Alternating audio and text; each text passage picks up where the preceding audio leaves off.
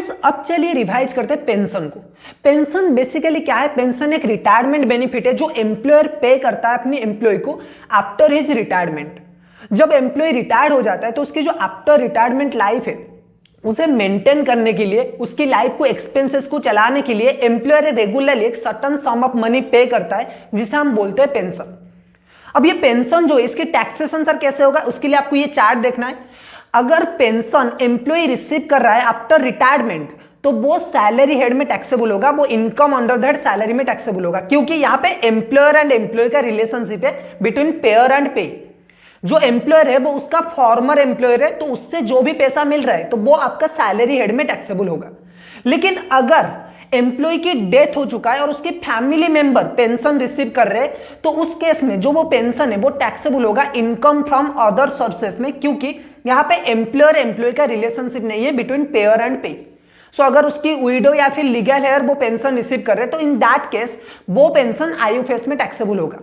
ठीक है, अब बात करते हैं अगर एम्प्लॉय रिटायर्ड हो रहा है और उसके बाद पेंशन उसके हाथ में टैक्सेबल हो रहा है तो यहां पे दो टाइप के पेंशन हो सकता है जो एम्प्लॉय रिसीव करेगा। एक है कम्यूटेड पेंशन और एक है अनकम्यूटेड पेंशन। सर हमें तो सिर्फ एक ही पता था पेंशन होता है, ये कम्यूटेड क्या होता है और ये अनकम्यूटेड क्या होता है? स्टूडेंट्स जो अनकम्यूटेड पेंशन होता है उसका मतलब है रेगुलर या फिर रिकरिंग नेचर वाला पेंशन, यानी कि जो भी पेंशन आपको आज तक पता है मंथली वाला पेंशन वो होता है अनकम्यूटेड पेंशन जो रेगुलरली मंथली मिलता है। शायद आपके पापा को या फिर आपकी दादाजी को वो पेंशन मिला होगा तो वो अनकम्यूटेड पेंशन है।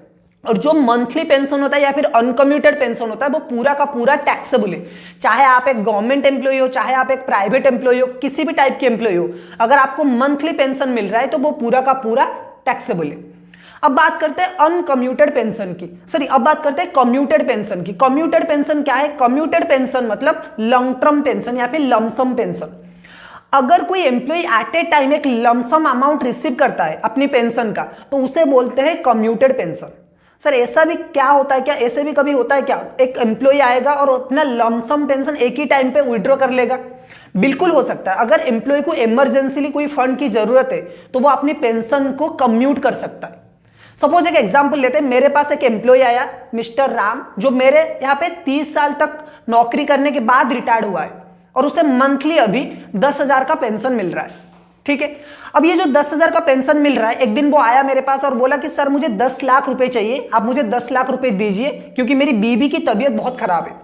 तो मैंने बोला कि मैं तुम्हें 10 लाख रुपए क्यों दूं और तुम्हारे पास तो नौकरी भी नहीं है तो वो तुम रिटर्न करोगे, इसका क्या गारंटी है? तो उसने बोला आप मुझे हर महीने 10,000 रुपए पेंशन देते, आप एक काम करिए, आप उसमें से 8,000 रुपीज 8,000 अपने पास रख लीजिए और बाकी के 2,000 मुझे हर महीने दीजिए और इस 8,000 के बदले ये 8,000 आपको मुझे जब तक मैं जिंदा हूं तब तक देना चाहिए मुझे। तो उस केस में क्या है कि अभी जो 8,000 रुपए आप मुझे रेगुलरली पे करने वाले थे, आप मत करिए मुझे पे, बदले में आप 10,000 रुपए मुझे दे दीजिए। तो ये केस है जहां पे इसे बोला जाता है कम्यूटेशन ऑफ पेंशन, यानी कि मिस्टर राम ने अपना 80% पेंशन कम्यूट कर लिया और बदले में मुझसे 10 लाख रुपए रिसीव किया। ठीक है, अब ये जो कम्यूटेड पेंशन है जो 10 लाख रुपए मिस्टर राम ने रिसीव किया उसका टैक्सेशन क्या होगा सर? अगर मिस्टर राम एक गवर्नमेंट एम्प्लॉय है, यानी कि अगर कोई गवर्नमेंट एम्प्लॉय पेंशन को कम्यूट करता है तो वो पूरा का पूरा एग्जेम्प्टेड है, कोई भी टैक्स नहीं लगेगा क्योंकि गवर्नमेंट एम्प्लॉय है, गवर्नमेंट खुद पैसा दे रहा है तो वो थोड़ी ना टैक्स लेगा। अगर कोई नॉन गवर्नमेंट एम्प्लॉय है तो उसमें दो केसेस है। ये हमें चेक करना है कि जो एम्प्लॉय ने पेंशन को कम्यूटेशन किया या फिर कम्यूट किया वो ग्रेच्युइटी रिसीव कर रहा है या फिर वो ग्रेच्युइटी नहीं रिसीव कर रहा है, यानी कि उसने कभी ग्रेच्युइटी रिसीव किया है अपने एम्प्लॉयर से या फिर उसने कभी ग्रेच्युइटी रिसीव नहीं किया है। अगर उसने अपने एम्प्लॉयर से ग्रेच्युइटी रिसीव किया है तो उस केस में क्या होगा, जितना भी उसने कम्यूटेड पेंशन किया है एक्चुअल अमाउंट ऑफ कम्यूटेशन उसमें से हम माइनस करेंगे 1/3 ऑफ टोटल पेंशन। अब सर ये टोटल पेंशन कैसे निकलेगा? बहुत ही सिंपल है, राम ने अपना 80% पेंशन छोड़ दिया, बदले में उसे 10 लाख रुपए मिला तो 100% पेंशन कितना होगा? So actual amount of commutation और actual commuted pension divided by percentage of commutation. अगर हम ये करेंगे तो आपका आएगा टोटल पेंशन। ठीक है, तो आपको क्या करना है, एक्चुअल अमाउंट ऑफ कम्यूटेशन और actual amount of commuted pension उसमें से माइनस करना है 1/3 ऑफ टोटल पेंशन। जो भी अमाउंट आया वो टैक्सेबल हो जाएगा आपकी सैलरी हेड में। सिमिलरली अगर किसी एम्प्लॉय ने ग्रेच्युइटी रिसीव्ड नहीं किया है तो उस केस में क्या होगा, actual amount of commuted pension और आपको उसमें से माइनस करना है 1/2 of the total pension. Okay, आप यहां पे आपको एक चीज ध्यान रखना है कि अगर कोई एम्प्लॉय को गैलेंटरी अवार्ड मिला है, अगर आर्मी में उसे वीर चक्र, परमवीर चक्र या फिर कोई भी और पद्म विभूषण ऐसे कोई अवार्ड मिला है, तो उस केस में क्या होगा, जो भी पेंशन उसे या फिर उसकी फैमिली मेंबर को मिलता है वो पूरा का पूरा एग्जेम्प्टेड हो जाएगा टैक्स से।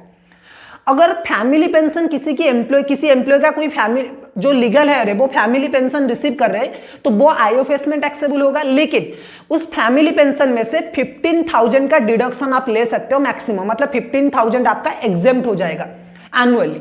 अगर 1/3 ऑफ द टोटल पेंशन और 15,000 पर annum दोनों में से जो भी लोअर होगा वो आपका एग्जेम्प्ट हो जाएगा। ठीक है, अब ये जो लोग जून में एग्जाम देने वाले या फिर जो लोग मई 2025 या फिर जून 2025 में एग्जाम देने वाले, उनके लिए ये जो लिमिट है 15,000 का वो इंक्रीज हो चुका है, जो हो चुका है 25,000 का। ठीक है, तो ये है टोटल पेंशन का रिवीजन।